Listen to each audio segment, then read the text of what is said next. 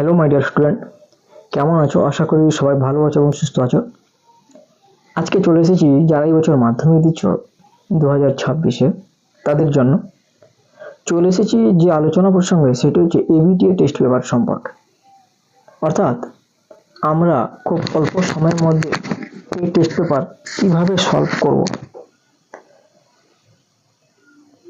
খুব তাড়াতাড়ি সলভ করব এবং খুব অল্প সময়ের মধ্যে, সেটা কিভাবে সম্ভব।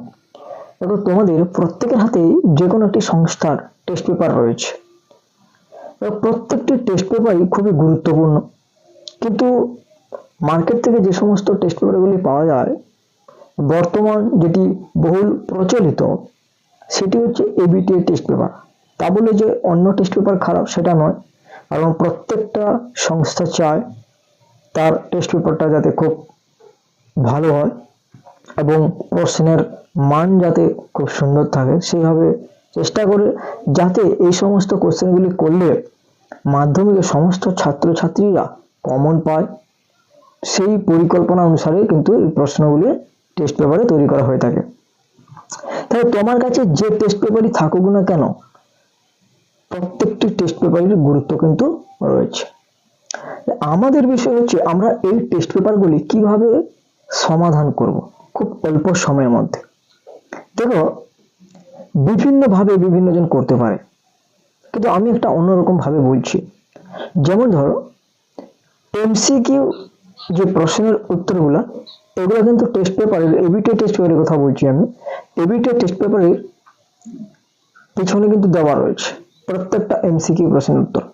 তাহলে বাকি থাকলো এসিকিউ এবং বড় প্রশ্নগুলি। এইগুলো আমরা কিভাবে করব?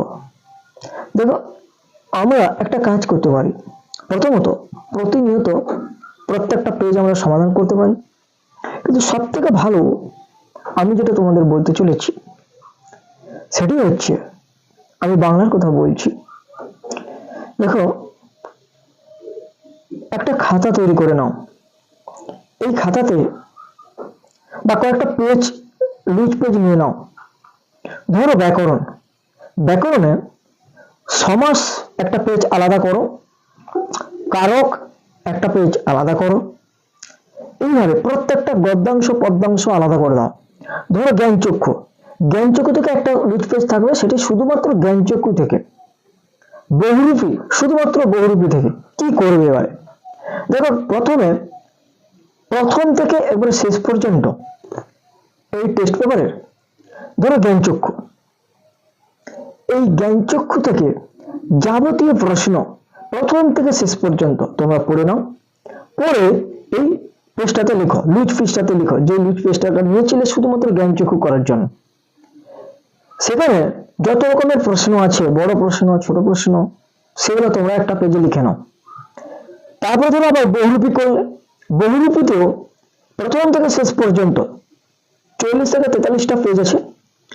প্রথম থেকে শেষ পর্যন্ত বহুরূপী থেকে যে সমস্ত প্রশ্নগুলি আছে সেগুলো তোমরা সেই আরেকটা পেজে করে নাও, সেটা শুধুমাত্র বহুরূপী থেকে। এইভাবে প্রত্যেকটা টপিককে ভাগ করে দাও প্রত্যেকটা পৃষ্ঠাতে। তোমরা দেখবে কয়েকটা পেজ করার পরে অবশ্যই কোশ্চেনগুলো কমন পেতে শুরু করবে। আর সেই যে কোশ্চেনগুলো তোমরা কমন পাচ্ছ যে পেজে, সেই পেজগুলি তার সেই নাম্বার সাইডে লিখে রাখো। জ্ঞানচক্ষু থেকে যদি কোনো প্রশ্ন তুমি পেয়ে থাকো অন্য প্রশ্নে, অন্য কোনো পেজে, সেই প্রশ্নটা তুমি সেই পেজ নাম্বারটা সেই প্রশ্নের সাইডে লিখে রাখো। এইভাবে করতে করতে তুমি এগোতে থাকো। এইভাবে তোমরা কয়েকটা পেজ যদি করো, অনেক প্রশ্ন কিন্তু তোমরা কমন পেতে শুরু করবে। ধরো বাচ্চ থেকে কি কি প্রশ্ন আছে, প্রথম থেকে শেষ পর্যন্ত তোমরা শুধু বাচ্চ থেকে কি কি প্রশ্ন আছে এগুলো তোমরা খাতাতে লিখতে থাকো, এবং সেটা আলাদা একটা পেজ করো যেটা নাম দিবে শুধুমাত্র বাচ্চ থেকে যা যা প্রশ্ন আছে প্রথম থেকে শেষ পর্যন্ত তোমরা সেগুলো লিখতে থাকো। এইভাবে কয়েকটা দিন তোমরা সময় দাও শুধুমাত্র টেস্ট পেপারের জন্য।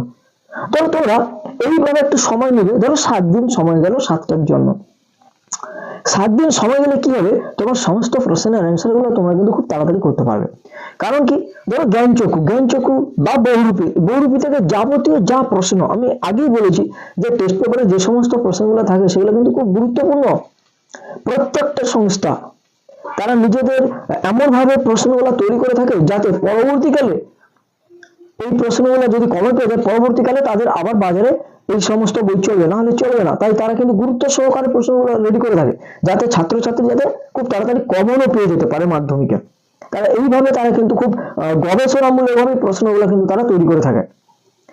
যেহেতু তারা গবেষণামূলকভাবে প্রশ্নগুলো তৈরি করে থাকেন, তাই তোমাদের উচিত এই প্রশ্নগুলো অবশ্যই সলভ করা, যেন তেন প্রকারানো খুব তাড়াতাড়ি। এবং কেউ যদি পারো যে এবিটি এর সঙ্গে সঙ্গে অন্যান্য WBH WBTA এগুলো যদি করো না তাহলে আরো ভালো। তো এইভাবে তোমরা যদি প্রশ্নগুলো তাড়াতাড়ি সমাধান করতে পারো তোমাদের কিন্তু উপকারে লাগবে। এবারে ধরো ইতিহাস, ভূগোল, সেখানেও ঠিক সেই রকম। ইতিহাস তুমি 2 নম্বরে, 3 নম্বরে, 5 নম্বরে এই প্রশ্নগুলো একটা টপিক থেকে লেখা শুরু করো, প্রত্যেকটা পার্টে পার্টে ভাগ করে নাও, দিয়ে তুমি কিন্তু এগুলো লেখা শুরু করো। কি কি আসছে প্রশ্ন, কতগুলো প্রশ্ন কমন আসছে, এইগুলা তোমরা কিন্তু একটু আন্দাজও করতে পারবে। এইভাবে যদি তোমরা করতে থাকো, ইতিহাসেও সেরকম, ভূগোলেও সেরকম, একই রকম ভাবে যদি তোমরা এগুলা করতে থাকো তাহলে কিন্তু তোমরা তোমাদের এবিটি টেস্ট পেপার কেন অন্যান্য টেস্ট পেপার খুব তাড়াতাড়ি সলভ হবে। এবং এই প্রশ্নগুলি উত্তরগুলি করার সঙ্গে সঙ্গে তোমাদের একটা ধারণাও জন্মে যাবে যে কি কি রকমের প্রশ্ন মাধ্যমিকে আসতে পারে। এবং এগুলো তো আমরা করলাম, টেস্ট পেপার সলভ আমরা করে নিলাম। এরপরে আমরা দেখবো যে পিছনের দিকে সাজেশন বলে একটা পেজ আছে। এই সাজেশনগুলো খুব গুরুত্বপূর্ণ, কারণ আমি আগেই বলেছি যে এই সমস্ত প্রশ্নগুলো ওনারা করে থাকেন খুব গবেষণামূলক ভাবে, যাতে পরবর্তীকালে এই প্রশ্নগুলি ছেলেরা কমন পেতে পারে। এবং মাধ্যমিকে যদি তারা কমন পায়, পরবর্তী সময়ে এই টেস্ট পেপার আরো প্রচারিত হবে। তাই ওনারা কিন্তু খুব কঠোর পরিশ্রম সহকারে এই সমস্ত প্রশ্নগুলি তৈরি করে থাকেন। তাই তোমাদের রিকোয়েস্ট থাকবে এই প্রশ্নগুলো এইভাবে যদি তোমরা এবিটি টেস্ট পেপার সলভ করতে পারো তোমাদের খুব উপকৃত হবে বলে আমি মনে করি। আর বড় প্রশ্নগুলো তোমরা কিন্তু খাতাতে লিখতে থাকো, শুধুমাত্র এমসিকিউ এসিকিউ এগুলো করলে হবে না, বড় প্রশ্নের উপরেও খুব গুরুত্বপূর্ণ, খুব সেগুলোর উপরে খুব গুরুত্ব দিতে হবে। তাই বড় প্রশ্নগুলি তোমরা কিন্তু মুখস্থ করে খাতাতে লেখার চেষ্টা করো। খাতাতে লেখার অভ্যাস না করলে পরবর্তীকালে পস্তাতে হবে। তুমি হয়তো ভাবছো যে আমার সব মুখস্থ হয়ে গেছে, কিন্তু তুমি একটা কাজ করো, তুমি মুখস্থ করে সেই প্রশ্নটি লিখতে যাও খাতায়, তুমি সেখানে দেখতে পাবে যে তুমি প্রথম লাইনটাই তুমি ভুলে গেছো, তোমার কিচ্ছু মনে নেই, কিচ্ছু মনে আসছে না, কিন্তু সেটি 2-3 বার লিখো। তার পরবর্তীকালে তুমি 4 নম্বর বারে যখন লিখতে যাবে দেখবে অটোমেটিক্যালি তোমার কলমটা কিন্তু অটোমেটিক্যালি সামনের দিকে এগিয়ে চলে যাচ্ছে। তাই লিখা কিন্তু খুব প্র্যাকটিস করতে হবে এবং সময়ের মধ্যে যে সময়টা থাকবে সেইভাবে। তাই তোমাকে বারে বারে মক টেস্ট দিতে হবে, তাহলে টেস্ট পেপার করার পরে মক টেস্ট দিতে হবে। এবং আরেকটি উপায় আমি বলছি, সেটা হচ্ছে ওই টেক্সট বইগুলা খুব গুরুত্বপূর্ণ সহকারে পড়া। এখনো অনেক সময় আছে, গদ্যাংশ পদ্যাংশ এই টেক্সট বইগুলি খুঁটিয়ে খুঁটিয়ে পড়ো, তাহলে কিন্তু যদি কোশ্চেন নাও কমন আসে তাহলে তোমার কিন্তু লেখার একটা ক্ষমতা এমন ভাবে চলে আসবে, তুমি যে কোনো প্রশ্ন উত্তর ঠিকভাবে লিখে নিয়ে চলে আসতে পারবে এবং খুব যত্ন সহকারে।